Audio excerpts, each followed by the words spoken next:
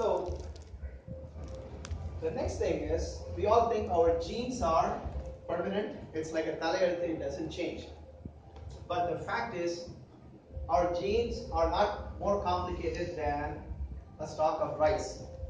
Did you know that the human genome is not as much more complex than the rice genome? It's a news, right?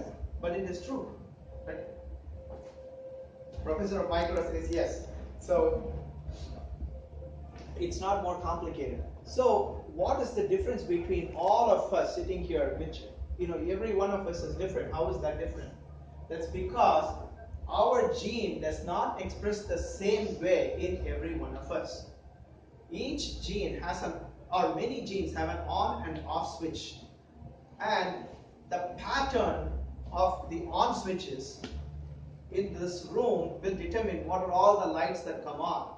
The same way, the pattern of these on-off switches determines what genes get expressed, and that's what we call the transcriptome. Now, people who are stressed show something called a CTRA, conserved transcriptional response to adversity. So what is this conserved transcriptional response? If you take the leukocytes of these patients, you have increase in inflammation. These leukocytes are ready to have a non-specific inflammatory response, decreased response to viral infection, and decreased antibody production. So where do we see these things? We see that in social isolation. We see that in low socioeconomic statuses, caring for sick person if you have an Alzheimer's disease patient, or a 90-year-old lady taking care of her 95-year-old husband. Bereavement. So now you can see how that exam resulted in extreme or a higher rate of common cold in this patient, in these students. Now you see the epidemiological link and you see the scientific link here. So this is the construct. So stress affects all these body systems, and therefore it has the power to create changes. So how big is this power? So that's where we go into longitudinal studies. Unhappy nursing students had more cold sores. Caregivers of Alzheimer's patients had lowered immunity. So these are all isolated studies that come up. Now, these are all isolated studies, but what you see is a slow pattern emerging. The antibody-mediated response seems to be getting suppressed. So, people can fall sick easier if they are not feeling well. As simple as that. At the same time, the power is we can think our ways to a better immunity. If we think properly, our immunity can be improved upon.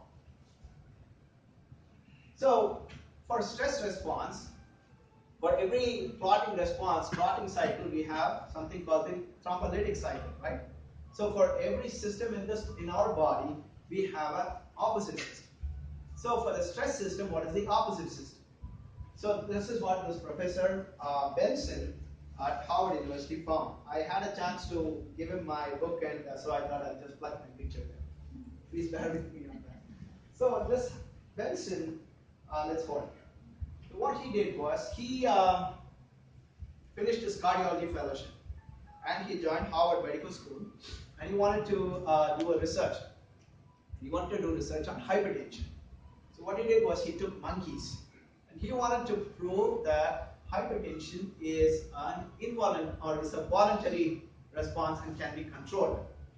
So what he would do is he took the monkeys and he would shine a white color if their blood pressure is normal or high, and the blue light if the blood pressure is low. And then after he shines the blue light, he would give them a cookie or a biscuit. Now the monkeys started learning, oh, if the blue light is cookie, and to get the blue light, I need to lower my blood pressure. So the monkeys started lowering their blood pressure by voluntary control. Now the monkeys are able to control their own blood pressure. He thought, well, that's pretty cool. So how did he go to the next step? Then at that time, Maharishi Mahesh Yogi was in America, and he had started the transcendental movement in America. They are a very committed group of people. So they said, Doc, why are you studying monkeys? Why don't you study us?